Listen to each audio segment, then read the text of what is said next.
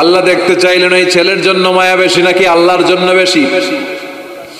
আল্লাহ ডেকে বললেন, ইব্রাহিম দেখি হৃদয়ে কার জন্য দরদার ভালোবাসাটা বেশি। যাও আমার সন্তুষ্টির জন্য ৮৬ বছর বয়সে পাওয়া কলিজার টুকরা দুধের বাচ্চা ইসমাইলকে জবাই করে আমার খুশি অর্জন করো। জবাই করো, স্যাক্রিফাইস করো, আমার জন্য উৎসর্গ করো। এবার আল্লাহ দেখলেন সাইয়েদনা ইব্রাহিমের হৃদয়ের মধ্যে ইসমাইলের জন্য ভালোবাসা বেশি না কম? কত বেশি জানেন? সাইয়েদনা ইসমাইল যখন দুনিয়াতে এসেছে তখন সাইয়েদনা ইব্রাহিম আলাইহিস সালামের বয়স ছিল ৮৬। কত? আপনাকে বাগেরহাটে ৮৬ বছর বয়সে কারো বাচ্চা কাচ্চা হয়? হ্যাঁ আছে এরকম পালোয়ান? আছে কেউ? নাই। সাইয়েদনা ইসমাইল যখন এসেছে দুনিয়ায় তখন সাইয়েদনা ইব্রাহিমের বয়স কত ছিল? ৮৬। তার মানে ৮৬টা বছর আল্লাহর কাছে কাঁদছে আর দোয়া করছে, আল্লাহ একটা সন্তান দাও দাও দাও, তাই নাই?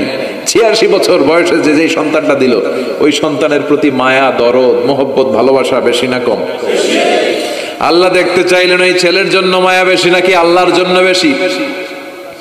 আল্লাহ ডেকে বললেন, ইব্রাহিম দেখি হৃদয়ে কার জন্য দরদার ভালোবাসাটা বেশি। যাও আমার সন্তুষ্টির জন্য ৮৬ বছর বয়সে পাওয়া কলিজার টুকরা দুধের বাচ্চা ইসমাইলকে জবাই করে আমার খুশি অর্জন করো। জবাই করো, স্যাক্রিফাইস করো, আমার জন্য উৎসর্গ করো। এরপর ওনার ছেলের সাথে কি বললেন আছে না নাই? ফালাম্মা বালাগা মাআহুস সা'য়া ক্বালা ইয়া বুনাইয়া ইন্নী আরা ফিল মানামি আন্নী আযবাহুক ফানজুর মাযা তারা। দুধের বাচ্চা ছোট্ট ইসমাইল ডেকে বলে, ও ইসমাইল আমি স্বপ্নে দেখেছি আমি তোমারে জবাই করছি, এখন কি করব? সুবহানাল্লাহ। আমার আব্বা যদি আমার কইতো, আপনার বাবা যদি বলতো, আব্বা তোরে তো দেখছি স্বপ্নে জবাই করি, আমরা কইতাম আব্বা আমার দেখেন না, আমার বড়টারে দেখছেন। কথা কন।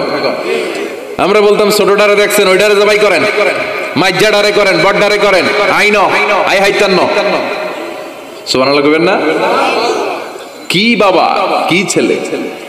ইন্নী আরা ফিল মানামি আন্নী আযবাহুক ফানজুর মাযা তারা।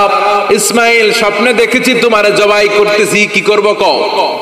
সাইয়েদনা ইব্রাহিম এই প্রশ্ন করার পরে সাইয়েদনা ইসমাইল বললেন, ক্বালা ইয়া আবাতি ফাআল মা তুমার। বাবা আপনি স্বপ্নে যা দেখেছেন ঠিক তাই করেন, যা দেখেছেন তাই করেন। আমগো পোলা গুলাও পোলা, ওনার পোলাও পোলা। সাতাজিদুনি ইনশাআল্লাহু মিনাস সাবিরিন। আব্বা আমি তো ডরাই না, আপনি ডরায়েন না। আমি ভয় পাই নাই, আমি ভয় আছে, আপনি ভয় পান কিনা? আল্লাহু আকবার। কি ছেলে দিয়েছিল আল্লাহ তারে। ইফআল মা তুমার সাতাজিদুনি ইনশাআল্লাহু মিনাস সাবিরিন। ও বাবা আপনি ভয় পায়েন না, ইনশাআল্লাহ আপনি আমারে ধৈর্যশীল দেখতে পাবেন, আপনি আমারে ধৈর্যশীল দেখতে পাবেন। তাহলে ছেলের সাথে কি কথা হয়েছে কোরআনে আছে না নাই? বলতে দেরি, ছুরি নিয়ে গলার মধ্যে ছুরি চালাতে 1 সেকেন্ডও দেরি করে নাই। সুবহানাল্লাহ পড়েন। তার মানে এই পরীক্ষায়ও আল্লাহ বললেন, ক্বাদ সাদ্দাকতা রুইয়া ইন্না কাযালিকা নাজজিল মুহসিনিন। ইব্রাহিম ছুরি আর চালায়ও না, ইসমাইলরে মারা আমার উদ্দেশ্য না, তোমার হৃদয়টা দেখা উদ্দেশ্য।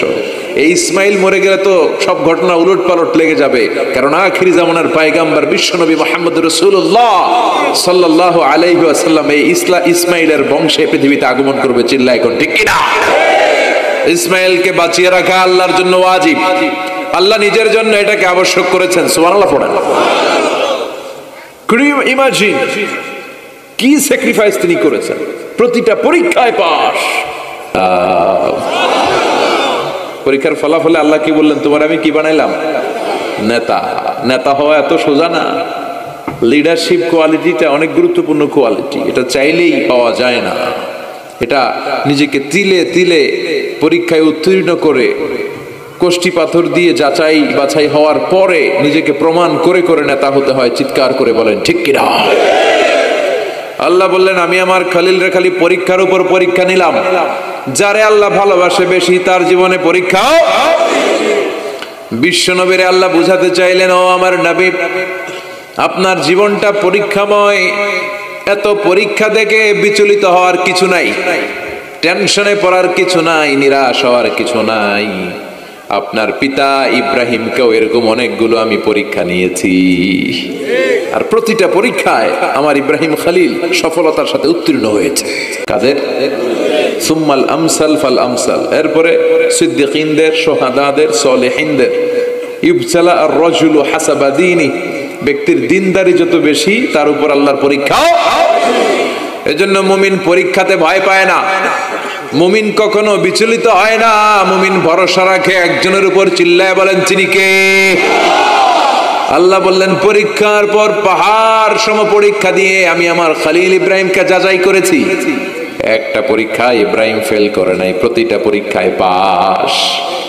এগুলো বলে বলে বিষ্ণুনবীর আল্লাহ সান্ত্বনা দিচ্ছেন, নবী ওরা আপনারে গালি দেয় জাদুকর বলে, ওরা আপনারে গালি দেয় গণক বলে, ওরা আপনারে কবি বলে গালি দেয়, ওরা আপনারে পাগল বলে গালি দেয়, একটার পর একটা পরীক্ষায় আপনি জর্জরিত হচ্ছেন। নবী আপনার পিতা ইব্রাহিম তো এর চেয়েও বেশি পরীক্ষায় পড়েছে।